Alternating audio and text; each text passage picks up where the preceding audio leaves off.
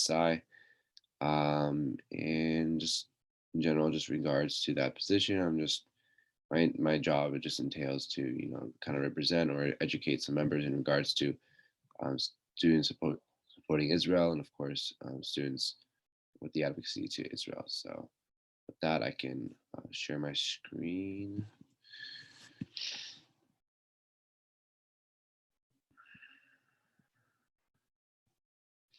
Let me know if you guys see that. Yes, we see it. Yeah, we see it, Nate. All right, perfect. Oops, I meant to press present.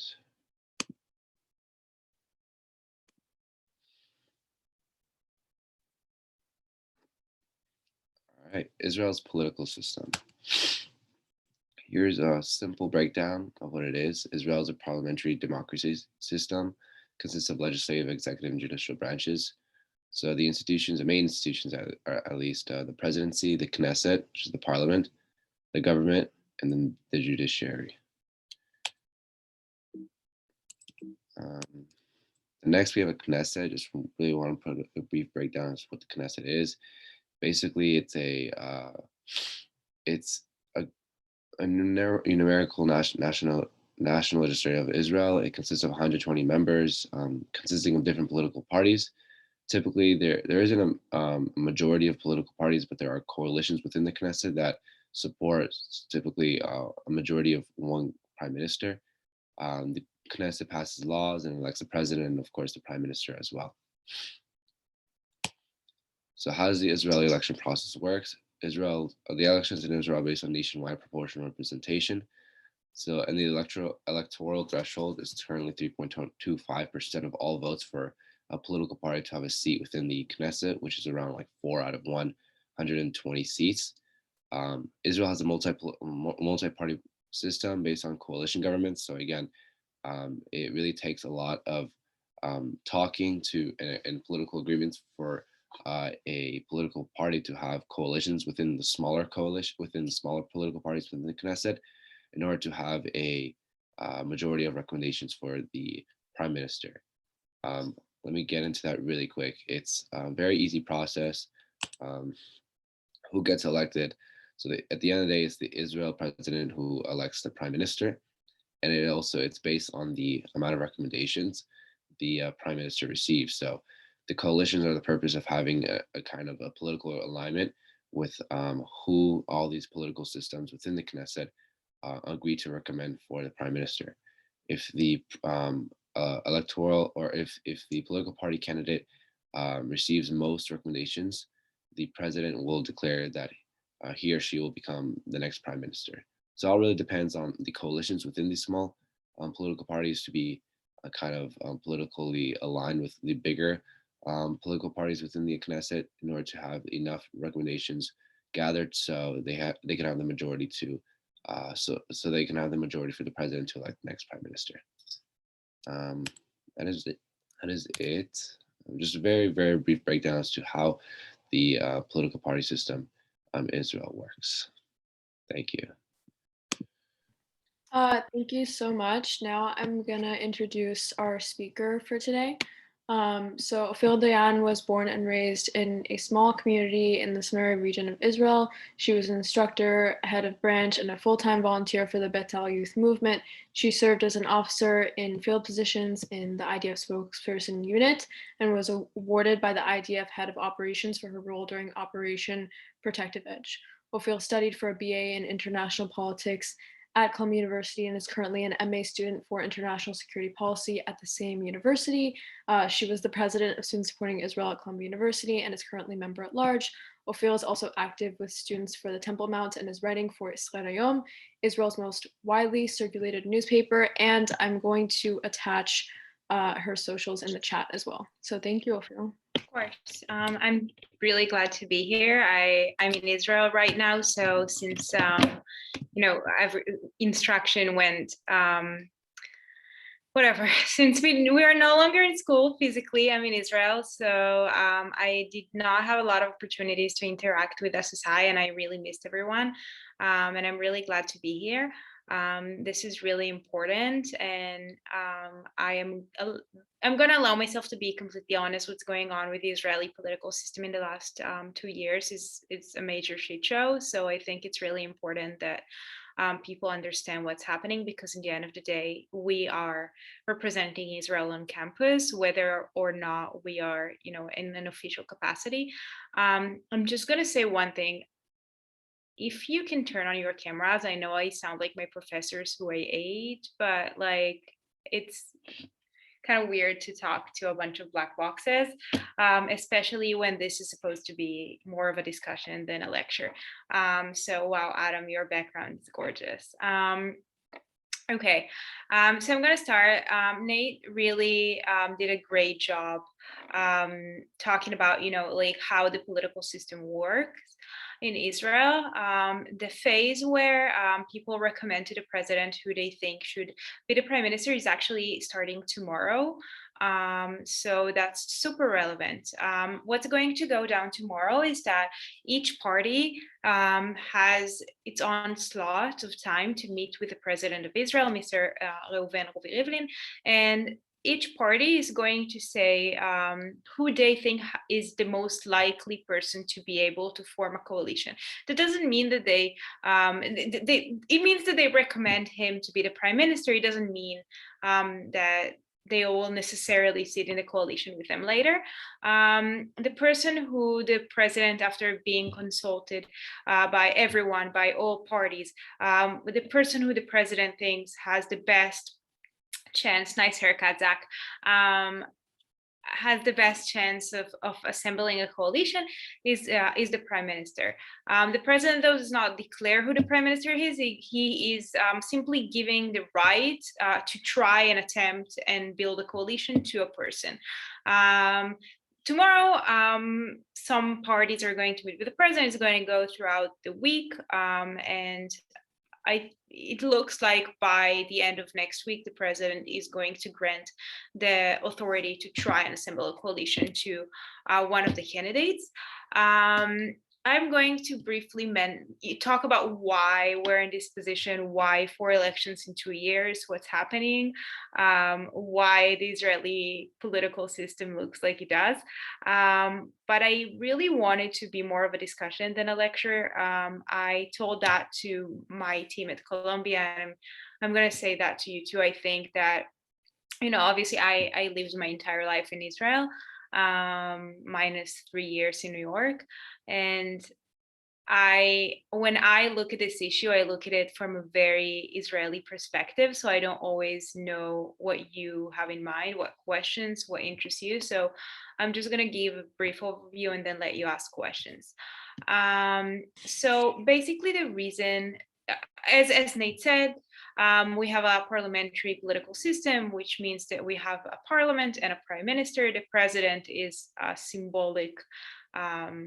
He doesn't really have power to legislate or sign acts into law like the U.S. president. He is more of a symbolic figure. So the decision maker in Israel is the prime minister. And and of course, the legislators are the Knesset, 120 members. Why does Israel have a parliamentary system and not a presidential one like the US? Anyone has an idea? Anyone knows?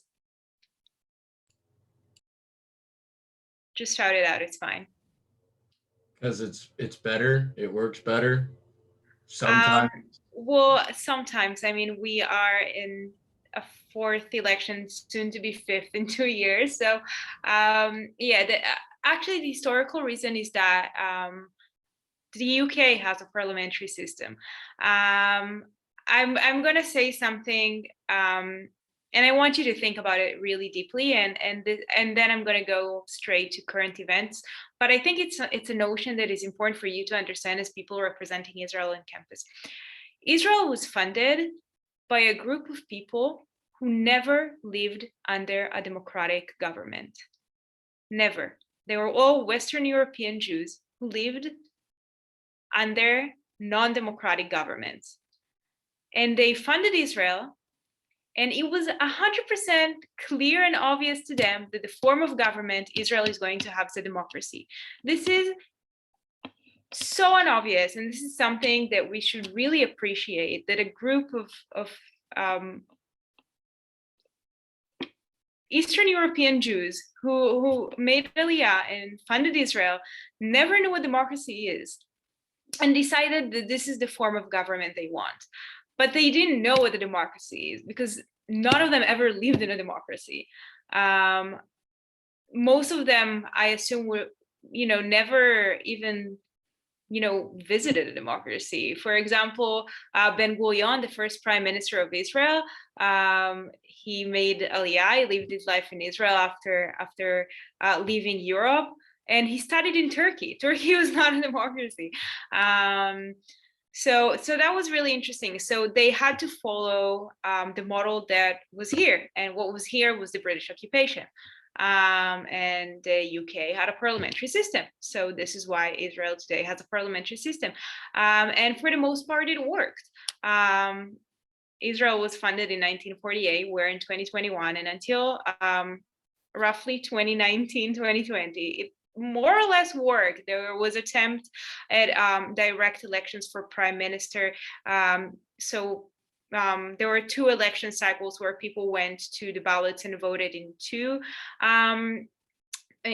two separate votes, one for the prime minister and one for the party that they want representing them in the Knesset, but it didn't really work. So Israel went back to what it has now, that you vote in only one ballot for the party.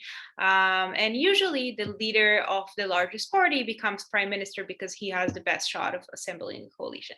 But what's been happening in the last 2 years is it's really, really interesting.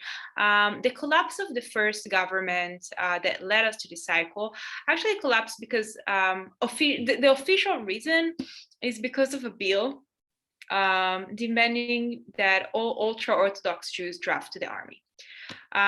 So in 1948, when Israel was funded, David Ben-Gurion, who you cannot suspect is an ultra-Orthodox Jew or an observant Jew at all, he was a socialist, but he nevertheless granted a really small number of ultra-Orthodox Jews an exemption for military service, while all other people had to draft. Why?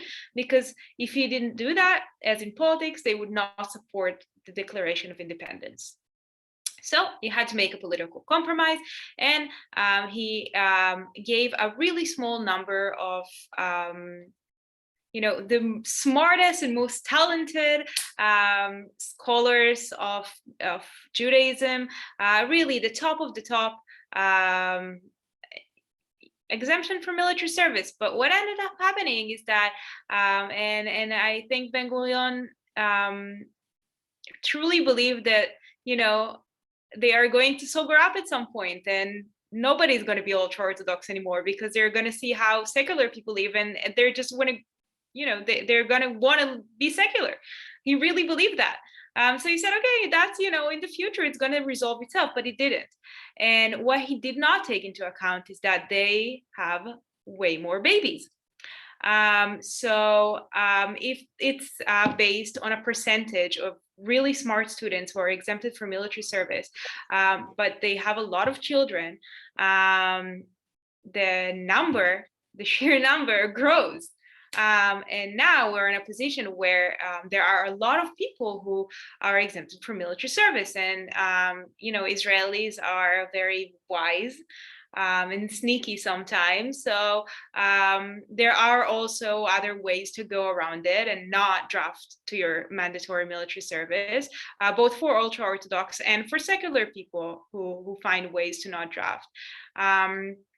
Anyway, that was a long way to say that the first government in this cycle fell because the Supreme Court gave the government a deadline by which it has to legislate a law saying how it's going to draft these people and set quotas on, just a timeline of how to get it done.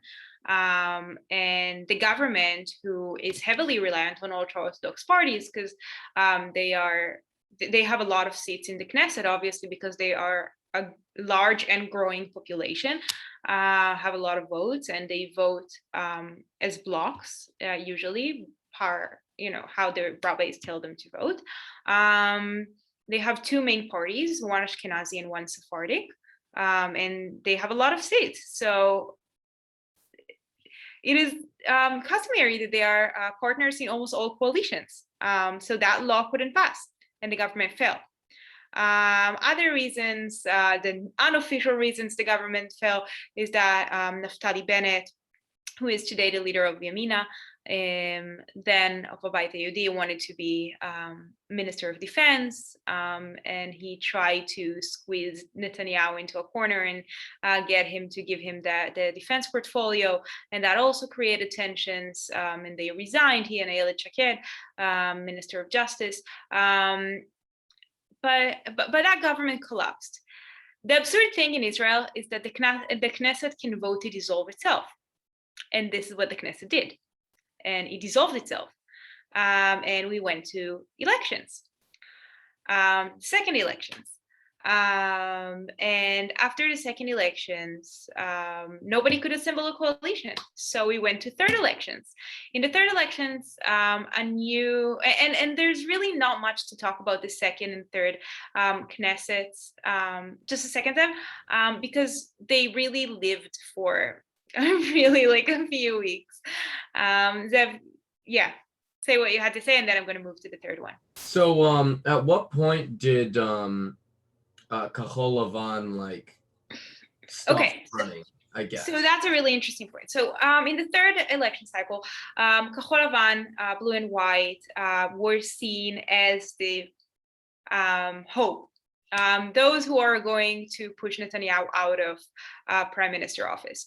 They were headed, they really managed to seal the deal between blue and white is comprised of all different parties. Yesh Atid, who is led by Yair Lapid, who is a former journalist, and most of the grassroots base of blue and white came from him, because he has been running this party for a while now, 9 years, if I'm not wrong, maybe more. He was joined by a former chief of staff, Moshe Bogi Elon, who was a part of Likud, Netanyahu's party. And he was joined by the person that was seen as the promise, also former chief of staff, Benny Gantz.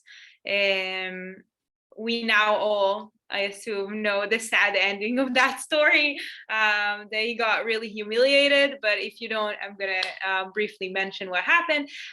So blue and white were seen as the only ones who can unseat Netanyahu.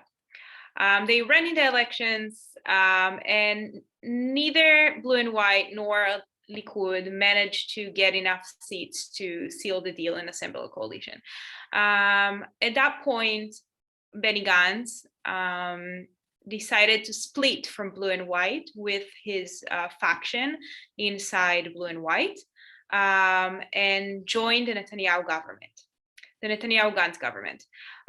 They made an agreement that Netanyahu is going to be prime minister for 2 years, and then Benny Gantz is going to be prime minister for 2 years. There's a lot of subsections to that agreement. It's really interesting, and there's on our YouTube a lecture I gave about that. I think it's worth listening to if you're interested. They also agreed to have 36 ministers, which is by far the largest number of ministers in recent years. And when it came down to reality, Netanyahu did not respect the agreement, and Benny Gantz never became prime minister. And then we went to elections again. And the reason we went to elections and the reason Benny Gantz did not become prime minister is that there is a clause that if the yearly budget is not passed, is not agreed on in the Knesset, Knesset dissolves and we're going to elections. So I'm going to just say the facts. Make your own assumptions and decisions about what you think about it. The Likud said that when they signed the agreement, they did not anticipate the heavy economic burden that Israel is going to carry from the COVID crisis. So passing a 2-year, what is usually a 2-year budget is not possible, because you can't expect Israel to foresee the future and know what needs to be done with COVID, because it's in the middle of the pandemic. So the budget was not passed, the Knesset was dissolved, we're going to elections, Benny Gantz never becomes prime minister. But, and that's a really important caveat, according to the agreement, if a government is not sworn in, a coalition is assembled and a government is sworn in by November, Benny Gantz becomes prime minister. So that could still happen. Highly unlikely, but technically that's a possibility, which complicates things even further, because his party collapsed. Blue and White had more than 30 seats in Knesset, and now they are down to, I think, 8. Obviously without Yair Lapid and Bogi Ya'alon, who Bogi left the political arena. Yair Lapid, and then we got to the first round, which happened on March 23rd. Gideon Sa'ar, who left the Likud, Netanyahu's party, was seen as the person who could unseat Netanyahu. His party collapsed in the elections. They were projected at first to win more than 20 seats. They won 6, making it highly unlikely that he is going to unseat Netanyahu. However, Yair Lapid gained 18 seats, which brings him closer to unseating Netanyahu, while Likud got 29. And now the coalition negotiations are in full force. And I'm going to say one sentence before I pass it on to you on a really interesting phenomena that happened in these elections. Up until now, what is called the Arab parties, the Palestinian parties, I hate that term because there is a Jewish member of Knesset from that Arab party. B, the problem with them is not, for myself, and I speak only for myself now, my problem with these parties is that they're anti-Zionist. My problem is not that they're Arab. They can be Arab, they can be Druze, they can be Christian, they can be Baha'i, I don't care. The problem is that they reject the notion of Israel as a Jewish state. That's the issue. And until now, it was seen as completely illegitimate to ever have them in a coalition, and not even having them abstain while voting on the government, so the vote can pass. And it was really interesting. The person who led that was Netanyahu. And now he managed to break a faction called Ra'am out of the joint list, out of the Arab joint list. Ra'am, interestingly enough, is the most religious faction of the Arab list.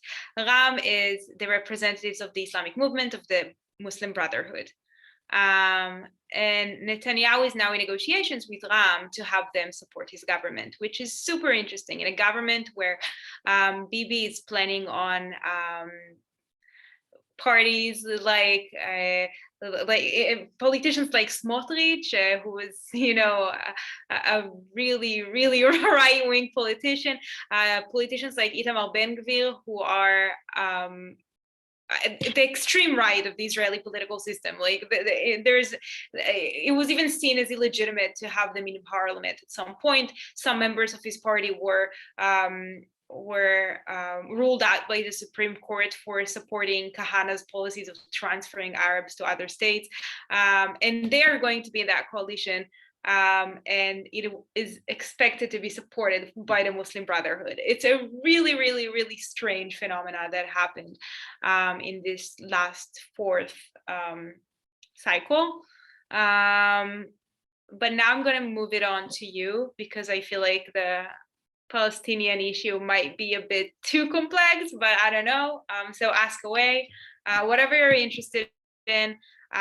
You can also ask about my own views, but obviously SSI is non-partisan, so whatever I say is just me. Go ahead. Okay, thank you so much. If someone has a question, feel free to just say it or send it in the chat. I have some questions for you based off of your opinion and based off of anyone's opinion. You can just unmute yourself and ask. Like, we're not a lot of people. Just feel free to unmute yourself and ask. Yes.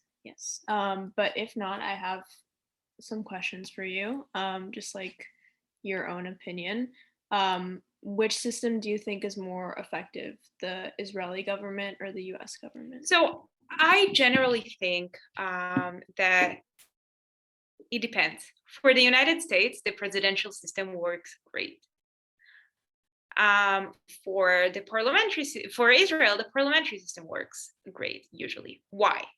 The United States is generally very, very broadly divided into two: conservatives, liberals, and people believe certain things based on which camp they see themselves as a part of.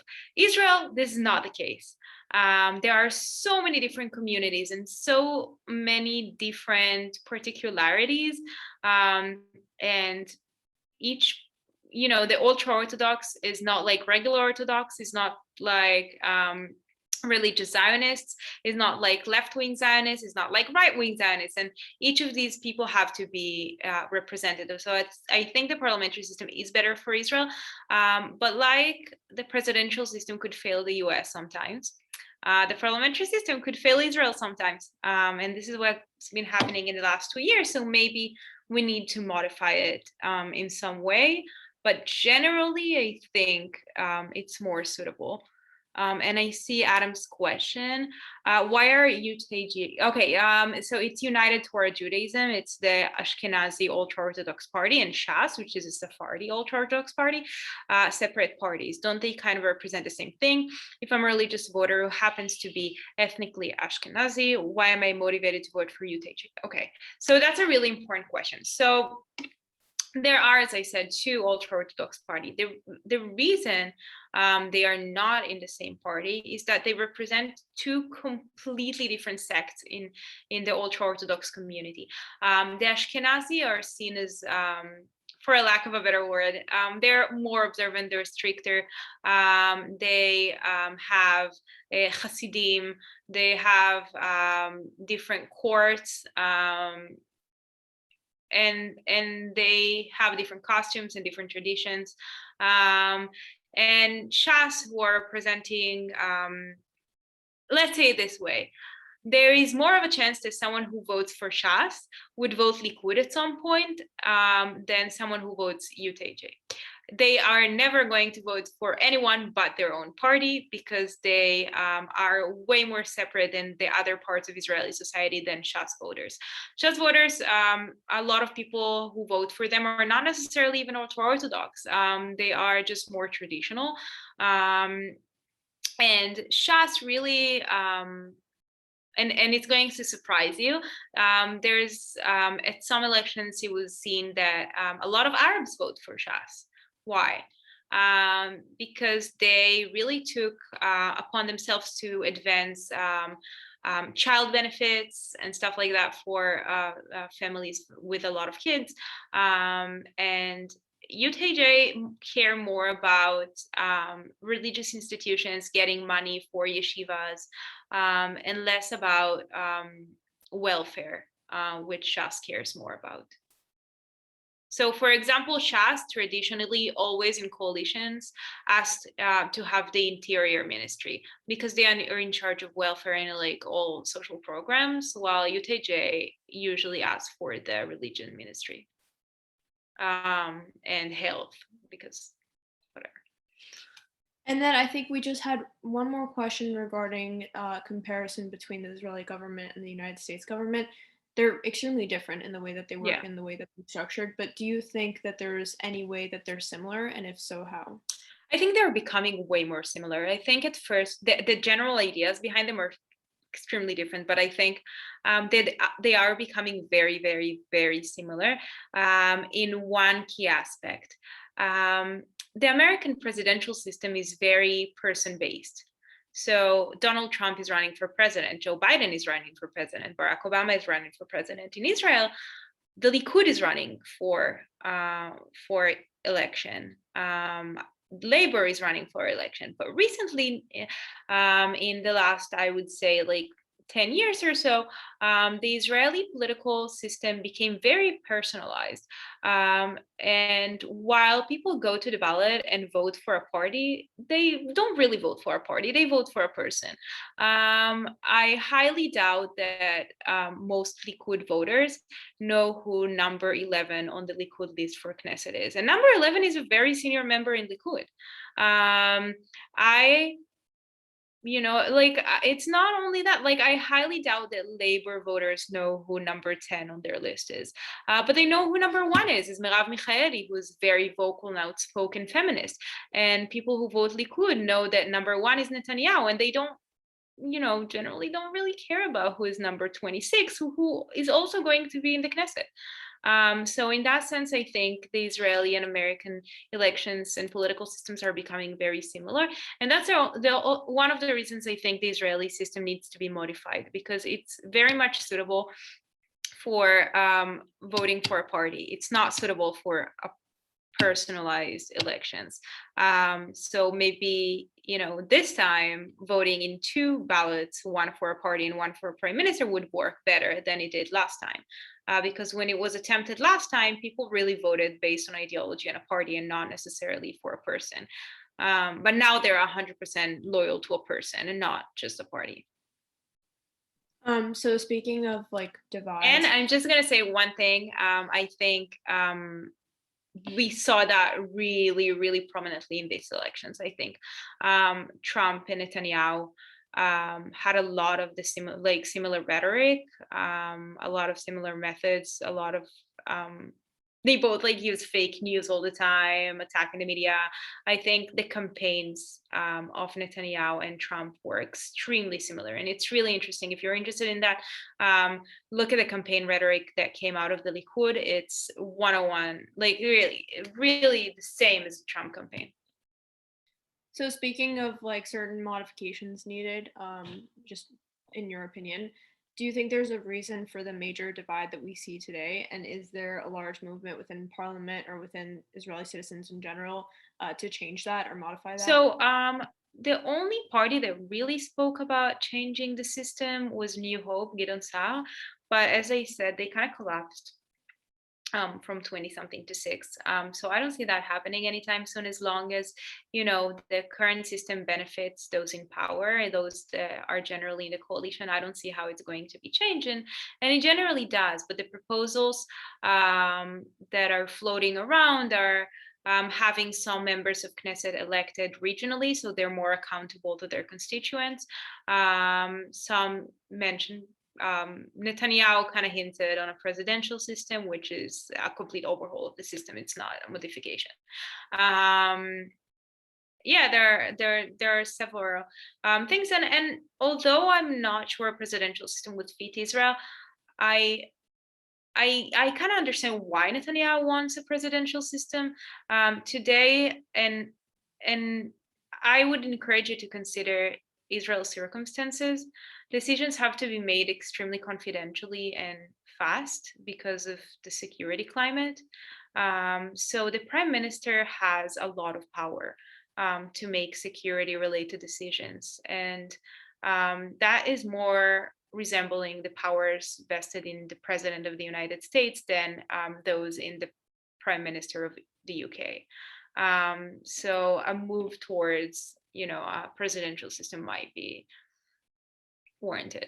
Yeah. Okay, so if no one else has any questions, now's your chance to ask. And if not, my socials are here, and feel free, if you just want to chat about it in private, really feel free.